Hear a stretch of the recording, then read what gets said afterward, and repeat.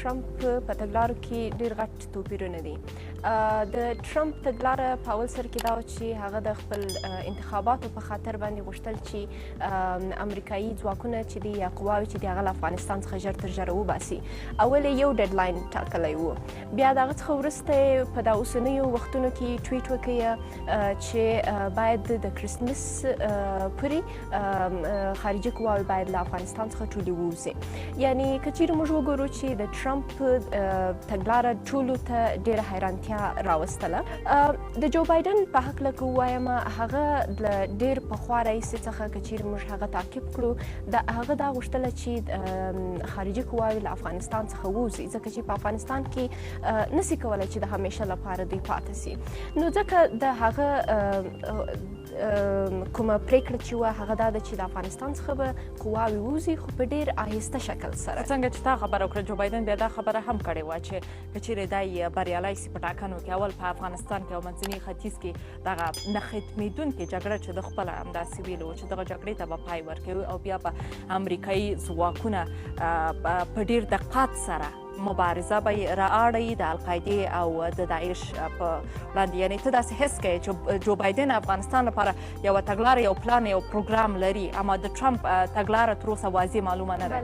د ټرمپ تګلاره حتی د هغه په یو اس کې هلته سیاسونو ته حتی نه ده معلومه چې څه شي به وي او څه رقم به وي، ځکه چې ټرمپ یوازې د دغه الیکشنز یا هم انتخاباتو د ګټلو په خاطر باندې په عجله کې دی تر څو په افغانستان کې جګړه ختمه کړي. که هغه په افغانستان کې ښه اغېزې لري که بدې اغېزې لري، ټرمپ د دې په کیسه کې نه دی. اما د جو بایډن دپاره موږ ځینې هیلې لرو. اسمت جانه، بلقیس خو دې ته هیلهمنده ده که چیرې جو بایډن په ټاکنو کې بریالی سي، نو دی شاید د افغانستان لپاره داسې پروګرامونه ولري چې د افغانستان د خلکو په ګټه تمام سي. خو جو بایډن بیا په خپلو ټاکنیزو کمپاینونو کې څو خبرې کړې. په 2019 کال کې ویلو چې ده ویلي کله چې پاکستان د افغانستان 3 ولایتونه په شرق کې کنټرولوي، نو دا هېواد هېڅ نه جوړېږي. او بله خبره کړې چې افغانستان هېڅ وخت به یو موټی نه سي.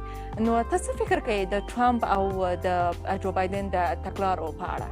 که دونالد ترامپ د امریکا راتلونکی رئیس جمهور شي، دویم ځل لپاره که جو بایډن شي، افغانستان کې به د امریکایي ځواکونو شتون یو بس نقطې ته ونه رسیږي، یو داسې یو ټیک ته ونه رسیږي چې نور به دوی خپل ځواکونه ډېر قابل د ملاحظې په کچه باندې به دوی کم کړي. بلقیس جانې، ځینې شاید دا ووایي چې ټرمپ په لومړۍ دوره کې خپلې نړیوالې تګلارې په دویمه دوره کې د ټاکنو د ګټلو لپاره کولې، او که چیرې اوس دا په دویمه دوره کې ټرمپ بریالی سي، نو شاید نړیواله تګلاره یې بدله وي. ته څه فکر کوې دا څومره د منلو وړ ده؟ افغانستان د امریکا لپاره یو ستراتیژیک هیواد دی او په هغه کې خپل ډېر انټرسټ ویني، خپل ډېر مفاد ویني، او هر هیواد په بل هیواد کې د خپلو علاقمندیو په اساس باندې د خپلو ستراتیژیکو اړیکو په اساس باندې هلته پاتې کیږي.